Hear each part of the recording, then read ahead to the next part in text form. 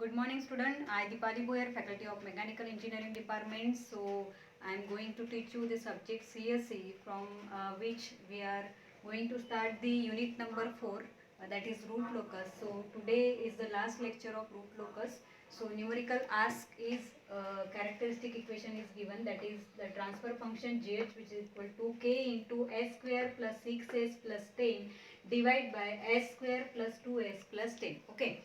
So here in the numerator there is a 0 and in the denominator there is a poles. Okay, so 0 is denoted by z and poles are denoted by p. So as per the rules of root locus, we have to find out the number of poles on that equation.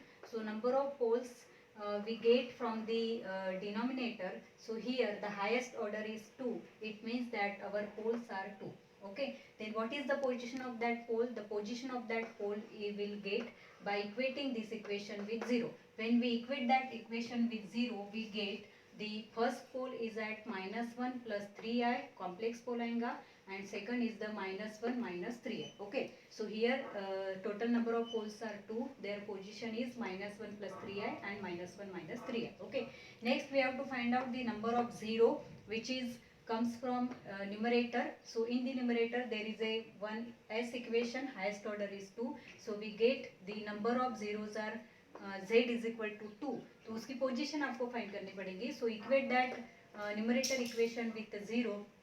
When we equate this with 0, we get the position of zeros is at -3 plus 1i and -3 minus 1. Okay, so here in this numerical all the poles and all the zeros position are complex. Okay, so next we have to find out the number of root locus. So here the number of root locus is equal to number of poles. So we have a 2 number of root locus. Then number of root locus ends at 0. कितने root locus 0 तक जाएंगे? So we have a z is equal to 2. So 2 root locus ऐसे होंगे जो 0 तक जाएंगे. Okay. Then number of root locus goes to infinity. Infinity तक जाने वाले root locus कितने हैं? तो उसके लिए फॉर्मूला होता है poles minus 0. तो पोल्स हमारे पास कितने हैं? 2. और 0 कितने हैं? 2. So there are no root locus which goes to infinity. ठीक है. Then next we have to find out the number of asymptote. So number of asymptote is having standard formula poles minus 0. तो poles हमारे पास है 2 और 0 हमारे पास है 2. So there are a no asymptote. Okay, so when there are no asymptote मतलब उसके एंगल भी नहीं निकलेंगे. So there is a no asymptote angle. So we have to write out the angle of asymptote is not available. Okay, or not applicable. So then next we have to find out the centroid. So centroid is a center of the angle of asymptote. So here if the angle of asymptote is not given, then there is a no need of a centroid, so which is not applicable. Then next we have to perform the root stability. So root stability, for that root stability we require the characteristic equation, and characteristic equation is given by 1 plus gh is equal to 0. Okay, so we have a equation of gh here. This is the gh equation. Put this equation in this format, 1 plus gh equal to 0. So then we rearrange this equation. ये पूरे equation को 1 के साथ multiply करो plus numerator वाली term equate with 0. ठीक है, तो ये इधर लेके आएंगे तो इसको सॉर्ट आउट करना पड़ेगा. So this is K square plus 6s into K plus 10k. So when we sort out this equation, our final characteristic equation is 1 plus K into S square, 2 plus 6k into S dash and 10 plus 10k into s0. Okay, then perform the stability criteria here. So we use root stability. So ये जो s square, s dash और s0 है उसको यहाँ पे 1 column में लिखो, और ये जो कोएफिशिएंट है उसको आपको 2 रो में कवर करना है. ठीक है, तो s स्क्वायर का कोएफिशिएंट 1 प्लस के, देन s डैश का कोएफिशिएंट 2 प्लस 6k, s0 का कोएफिशिएंट 10 प्लस 10k, और रिमेनिंग जगह पे आपको लिखना है 0. ओके, मैंने आपको बताया था कि रूट स्टेबिलिटी में जब हम लोग ये टर्म निकालते हैं तो ये टर्म कैसे आएंगी. So for this S0 equation we have to take the multiplication of this 4 term. So here we take cross multiplication, this 2 plus 6k into 10 plus 10k minus 0 into this is 0 divide by आपको करना है ये वाली term. ठीक है, तो इसमें क्या हो जाएगा, ये दोनों टर्म ये 2 plus this term minus this divide by 2 plus 6 के यहाँ पे कैंसिल हो जाएगा, तो बचेगा क्या यहाँ पे, ये मैंने लिखा है यहाँ पे 2 + 6k into 10 + 10k minus 0 into this is 0 divide by 2 + 6k, ये कांस्टेंट रहेगा, ठीक है। तो इसमें ये और ये कैंसिल हो जाएगा और बचेगा क्या यहाँ पे 10 + 10k, okay. Next we have to find out the range of k. So for that range of k we consider all the equations. So first we consider S0 equation. In the S0 there is equation 10 + 10k. इसको equate करेंगे 0 के साथ, अगर इसको equate करेंगे 0 के साथ तो we get k = -1, ठीक है, मतलब नेगेटिव वैल्यू आ रही है। उसके बाद चेक करते हैं कहीं पे पॉजिटिव वैल्यू मिलती है क्या, तो एस डैश वाला इक्वेशन हम लोग ने लिया, तो एस डैश वाला इक्वेशन है 2 + 6k, तो 2 + 6k को 0 के साथ इक्वेट किया तो यहाँ पे आपको k = -1/3, तो ये भी नेगेटिव आया। Next we take the equation of S square, so equation of S square is 1 + k, 1 + k को 0 के साथ इक्वेट किया तो ये इक्वेशन भी माइनस आया। So here we get all the k values are negative, means range is not defined. So once your range is not defined, it means that there is a no crossover frequency, okay. So the next step is the break point, having standard formula dk by ds is equal to 0. लेकिन यहाँ पे हमारा जो numerical है इसमें हमको real जो poles और जीरोज आए हैं वो दोनों कॉम्प्लेक्स आए हैं, ठीक है।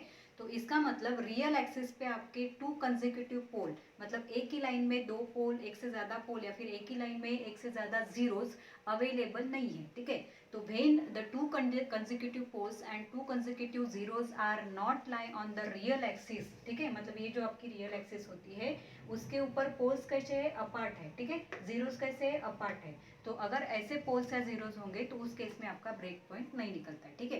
तो इसमें ना आपका सेंट्रॉइड है, ना एंगल ऑफ असिम्प्टोड है, ना असिम्प्टोड है, और ना ही ब्रेक पॉइंट है, और ना ही क्रॉसओवर फ्रीक्वेंसी है, ठीक है। इसमें 2 मेन चीजें ये न्यूमेरिकल में, आपके पास कॉम्प्लेक्स पोल है तो उसके लिए आपको फाइंड करना है angle of departure phi D complex pole के लिए, और दूसरी मेन टर्म इसमें क्या है, एंगल ऑफ अराइवल फाइंड करना है आपको कॉम्प्लेक्स जीरो के लिए, ठीक है। So let us start with the next calculation, that is angle of departure which is denoted by phi of D, and I told you the standard formula for that which is sum of all angles made from poles, जितने भी poles होंगे उनके poles to पोल जो angle होंगे उनके addition, plus phi D minus sum of all angles made from zero, 0 to 0 poles पे 0 वाले जो भी एंगल्स होंगे उनकी addition which is equal to 180, ठीक है। तो सबसे पहले ये आपको कहाँ से मिलेगा, इसके लिए आपको करना पड़ेगा ग्राफ ड्रॉ, ठीक है। तो here I consider this is a x axis which is a real axis, ठीक है, ये क्या होंगे आपकी एक्स एक्सिस पे रियल एक्सिस, और वाई एक्सिस पे क्या होता है आपका इमेजिनरी एक्सिस, ठीक है। तो मैंने एक स्केल अज्यूम की, दिस इज माई ओरिजिन, -1 -2 -3 -4, ऊपर भी मैंने इसी तरीके से स्केल ली, ठीक है। मैं पोल्स ड्रॉ कर दी हूँ, तो मेरे पोल्स कहाँ पे है, मेरे पोल्स थे 2, और पहला पोल है -1 + 3 आई पे, तो ये मेरा -1 है, और ये +3 आए तो ये मेरा पहला पोल है, ठीक है। देन दूसरा पोल है मेरा -1 -3 आई पे, ये -1, और दूसरा ये -3, तो ये मेरा दूसरा पोल है, ठीक है। तो मैंने पोल्स जो है वो क्रॉस से शो किए हैं यहाँ पे, this is my first pole, this is my second pole, ठीक है। उसके बाद 0 मेरे पास कितने थे, 2, और उसकी पोजीशन कहाँ पे है, -3 + 1 है, तो ये है -3 और +1 है, मतलब ये 0 आप कैसे रिप्रेजेंट करोगे, सर्कल से, ठीक है। और दूसरा 0 कहाँ पे है, -3, ये -1 पे, ठीक है। तो मेरे 2 पोल्स मैंने शो किए हैं और 2 0 भी शो किए हैं। मुझे क्या फाइंड करना है, sum of all angle made from poles, ठीक है। तो poles to pole, poles to pole, मतलब ये पोल से ये पोल का एंगल कितना है, तो ये कैसा है, परपेंडिकुलर है, तो परपेंडिकुलर का एंगल कितना रहेगा, 90 डिग्री। तो इसलिए मेरा एंगल मेड फ्रॉम पोल्स कितना रहेगा, 90 डिग्री, क्योंकि ये कैसा है, परपेंडिकुलर है, एक दूसरे के साथ परपेंडिकुलर है, ठीक है। तो मेरा sum of all angle made from poles, तो ये 2 ही पोल है, तो पोल्स टू पोल मेरा एक ही एंगल निकलेगा, दैट इज 90 डिग्री, क्योंकि परपेंडिकुलर है, ठीक है। Then sum of all angle made from zero, अभी इसमें 0 कितने हैं, 2, इसमें आपको कैसे फाइंड करना पड़ेगा, ये जो पहला पोल होता है इसको आप करोगे फिक्स, ठीक है। देन यहाँ से ये वाला इंक्लिनेशन कितना है, that is your angle made from zero, तो ये होगा फाई ऑफ Z1, ठीक है। और यही आपका कांस्टेंट रहेगा पोल, तो ये इंक्लिनेशन कितना रहेगा, ये आपका होगा फाई ऑफ Z2, ठीक है। सो फाई ऑफ Z1 तो आपको ये ट्रायंगल से मिलेगा, सो आई यूज दिस ट्रायंगल, तो ये डिस्टेंस कितना है, दिस डिस्टेंस इज 2, ठीक है, और ये डिस्टेंस कितना है, दिस डिस्टेंस इज 2, तो ये क्या हो जाएगा मेरा formula, phi of Z1 is tan 1 2/2, तो tan इनवर्स 2/2 करोगे तो दिस विल बी 45 डिग्री। तो ये जो मेरा इंक्लिनेशन है एंगल मेड फ्रॉम जीरो, पहला एंगल जो होगा वो होगा 45 डिग्री। फिर मेरे को दूसरा एंगल निकालना है, मतलब ये वाला इंक्लिनेशन। ये इंक्लिनेशन के लिए मैं ट्रायंगल यूज करूंगी दिस। तो ये डिस्टेंस कितना है, ये ऊपर का 3 और नीचे का 1 मतलब 4, ठीक है। और ये डिस्टेंस कितना है, तो दिस इज 4। तो ये एंगल मेरे को फाई ऑफ Z2 फाइंड करना है। तो opposite by adjacent, so this will be tan inverse 4/5, क्योंकि हम लोग फार्मूला लिखते हैं tan theta is opposite by adjacent, ठीक है। तो theta is tan inverse opposite by adjacent, so this is tan inverse 4/2। So we get phi of Z2 is 63.43, ठीक है। अभी फिर फॉर्मूले में पुट करो, sum of angle made from poles is एक ही है 5p plus phi of D minus sum of all angle made from zero. तो इसमें दो एंगल है, phi of Z1 plus phi of Z2 is equal to 180। तो ये मेरा 90 था, ये 45 आया, ये 63.43 आया, उसको इक्वेट किया 180 से। So we get angle of departure phi of D is 198.43। उसकी पहली पोजीशन है -1 + 3i। इसका ही सिमेट्रिक एंगल बनेगा phi of D that is -198.43 at position -1 -3, ठीक है। तो ये मेरी टर्म हो गई कंप्लीट। उसके बाद में नेक्स्ट आपको फाइंड करना पड़ेगा, अभी ये जो है ये एंगल्स आपको ग्राफ पेपर पे ड्रॉ करने पड़ते हैं। तो here we don't have a sufficient centroid and all that, तो ये प्रॉपरली निकलता नहीं है। तो आप लोगों को सिर्फ क्या शो करना है, ये जो दो ग्राफ्स है, तो एंगल ऑफ अराइवल का फॉर्मूला क्या है, sum of all angle made from zero. हाँ, यहाँ पे पोल्स था, यहाँ पे जीरो हो गया, ठीक है, plus phi of A angle of arrival minus sum of all angle made from poles is equal to 180, ठीक है। तो उसके लिए भी आपको क्या करना पड़ेगा, ग्राफ ड्रॉ करना पड़ेगा। तो ग्राफ में आपका ये होगा x axis as a real axis और वाई एक्सिस पे होगा इमेजिनरी एक्सिस। मैंने यहाँ पे पोल्स शो किए हैं क्रॉस से और जीरो शो किए हैं सर्कल से, ठीक है। जैसे ये किया वैसे यही किया। उसके बाद एंगल मेड फ्रॉम जीरो, तो जीरो से जीरो तक का एंगल, ठीक है, जीरो से जीरो तक का एंगल ये कैसा है, परपेंडिकुलर है, इसलिए ये मेरा एंगल कितना होगा 90 डिग्री, ठीक है। Zero to zero angle perpendicular है तो 90 डिग्री, ठीक है। उसके बाद देखते हैं कि एंगल मेड फ्रॉम पोल्स कितने हैं। तो ये आपका रहेगा फिक्स, ठीक है, ये आपका रहेगा फिक्स। तो यहाँ से ये एंगल, ये इंक्लिनेशन जो रहेगा वो रहेगा आपका एंगल मेड फ्रॉम पोल्स, ठीक है, एंगल मेड फ्रॉम पोल्स, ठीक है। वो देखते ही बाद में कैसे ड्रॉ करेंगे। सेकंड आपको निकालना है ये वाले पोल्स, ये जीरो से ये वाले पोल का एंगल कितना है। तो that will be your this second inclination, ये पोल से ये एंगल कितना है, that is phi of P2, ठीक है। तो sum of angle made from zero, तो दो जीरो है और दोनों का एंगुलर डिस्टेंस कैसा है, परपेंडिकुलर है, तो ये 90 डिग्री आएगा। Then sum of all angle made from poles, तो ये आपका अभी फिक्स रहेगा, ठीक है, ये जो जीरो है ये आपके फिक्स रहेंगे, सॉरी ये वाला एंगल आपको फाइंड करना है। तो ये आपका फिक्स रहेगा। तो यहाँ से यहाँ तक का ये जो इंक्लिनेशन है वो रहेगा पहला एंगल पोल्स वाला, और यहाँ से यहाँ तक का ये जो इंक्लिनेशन है वो रहेगा सेकंड एंगल पोल्स वाला, ठीक है। तो ये वाला जो इंक्लिनेशन है ये कैसा निकलेगा, आपको पता है कि ये टोटल एंगल कितना होता है 180 का, ठीक है, मतलब यहाँ से यहाँ तक का एंगल कितना रहेगा 180। तो आपको कितना एंगल निकालना है, ये वाला एंगल, ये, ठीक है, ये एंगल आपको निकालना है। So this angle is nothing but equal with this angle. तो आप ये ट्रायंगल यूज करोगे, सो आई यूज दिस ट्रायंगल, ठीक है। तो ये ट्रायंगल अगर आप यूज करते हो तो ये इतना डिस्टेंस कितना रहेगा, इतना डिस्टेंस कितना है 2, ठीक है, और यहाँ का इतना डिस्टेंस कितना रहेगा 2। So this is nothing but phi of P2, इसको नाम दिया है phi of P2 and this is phi of P1। तो ये वाला जो एंगल होगा that is 180 plus tan inverse, मतलब ये angle is equate with this angle. अगर इतना एंगल आप ऐड करते हो तो this will get a total elongation. सो ये एंगल कितना आएगा, दैट इज ये ट्रायंगल के हेल्प से मिलेगा। सो दिस इज, ये ट्रायंगल का डिस्टेंस क्या है, ये है 2 और ये है 2। So this is tan of phi is equal to opposite by adjacent. So this is phi is equal to tan inverse 2/2। So tan inverse 2/2. So 180 plus tan inverse 2/2 you will get angle made from poles that is 225 degree, ठीक है। फिर देखते हैं ये वाला elongation कैसा है। तो ये एंगल अगर आपको चाहिए तो वी नो दैट कि ये टोटल एंगल कितना है 90 का, ठीक है, और 90 एंगल में अगर ये एंगल ऐड करेंगे तो you will get total phi of P1, ठीक है। तो 90 के लिए आपको क्या लगेगा, अभी ये ट्रायंगल लगेगा, तो ये ट्रायंगल मैंने लिया है, तो ये एंगल अगर आपको मेज़र करना है तो इसके लिए ये वाला एंगल के लिए मैंने ये ट्रायंगुलर पोजीशन ली है।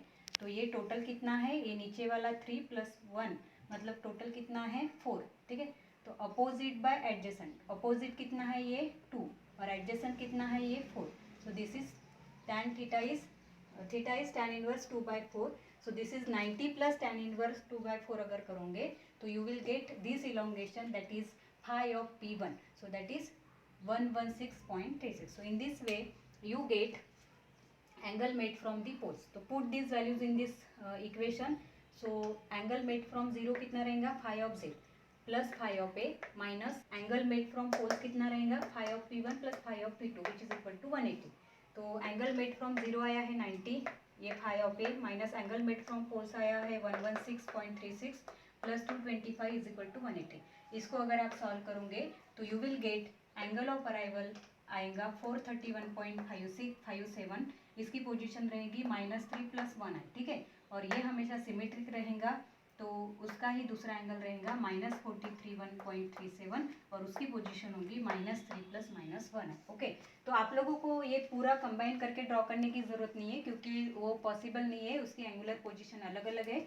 तो आपको सिर्फ ग्राफ पेपर में एंगल ऑफ डिपार्चर के कैलकुलेशन के लिए एक सिंपल अलग ऊपर के पोर्शन पे आप ग्राफ ड्रॉ करो और एंगल ऑफ अराइवल के लिए ग्राफ पेपर के नीचे में ड्रॉ करो, ठीक है। In this way you will get both the angles, angle of departure and angle of arrival. So in this numerical there is some difference क्योंकि हमारे पास कॉम्प्लेक्स पोल आया है और कॉम्प्लेक्स जीरो आया है।